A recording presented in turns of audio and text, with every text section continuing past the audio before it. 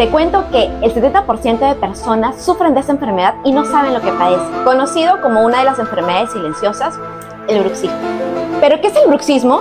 Es una condición en la que aprietan y rechinan los dientes, con una fuerza que puede alcanzar hasta el 60% de lo que usamos al masticar, en todo momento sin darte cuenta. Estos hábitos tienen consecuencias negativas que afectan nuestra salud bucal, calidad de sueño, dolores de cabeza, dolores de mandíbula y sobre todo nuestros dientes, afectando un desgaste severo y pérdida prematura de nuestros dientes. El bruxismo se ha convertido cada vez en un problema más frecuente, pero muy pocos conocen.